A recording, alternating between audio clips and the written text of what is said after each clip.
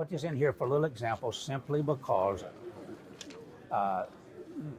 this, we do I don't know what percent, probably 15% of our business is ground up, the others existing.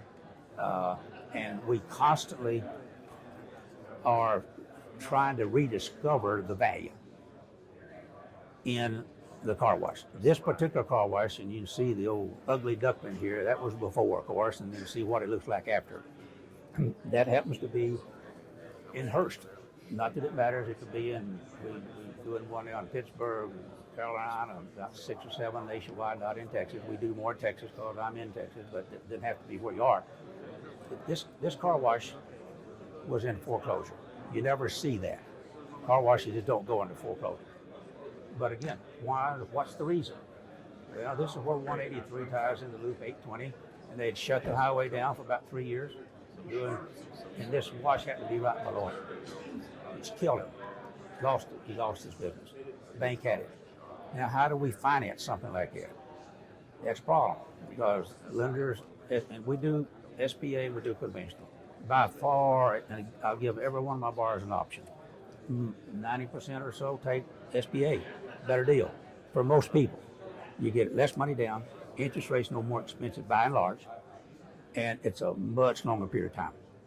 So that's why most people go in that direction. However, SBA has these little sticky rules, as we all know. And if you buy an existing wash, you have to go based on, well, what's it been doing in the past? Well, it hasn't been doing anything in the past. That doesn't make the SBA happy. So we went about this in a different way.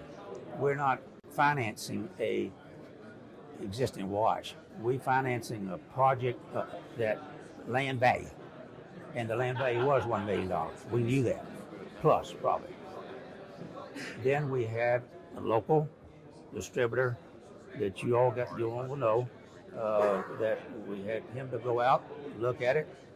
He said need about $400,000 or $500,000. He gave us a list of all the things he needed to do to bring the equipment up. And then this gentleman had a history of, this is his first car wash. He'd been in the dry cleaning business in years past. His tendency was to go in and buy an old dumpy looking dry cleaner and spend quite a bit of money putting a new skin on it. He couldn't make any money on his dry cleaning business, but he made money on a couple of years. He'd sell those properties and he'd go, well, he wanted to do the same thing in the car wash. We included, he had his general contractor give him a bid of $400,000. There you see the difference in $400,000.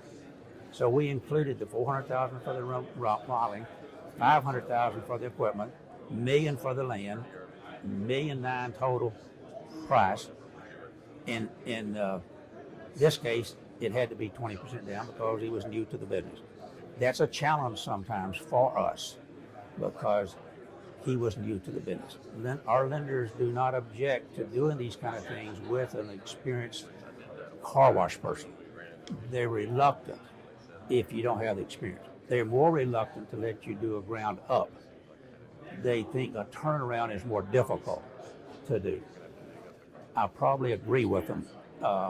You don't have a stigma to overcome with the ground up. But we went to great lengths to have this particular, and I'm trying to remain impartial here, but we went to great lengths to do an elaborate amount of work on the performer, which we had nothing to do with. That was from the distributor. But then I went to a lot of extra work on the spreadsheet. The lender got comfortable with all of that. And then they reviewed the history of this gentleman, what he'd done in the dry cleaning business, and it all been good. So we got the loan approved. That we see, this is probably a little more renovation costs, and especially, and let me back that up. The equipment is typically $300,000 to $500,000. We see day after day after day. This much on remodeling the building is a little more than we typically see.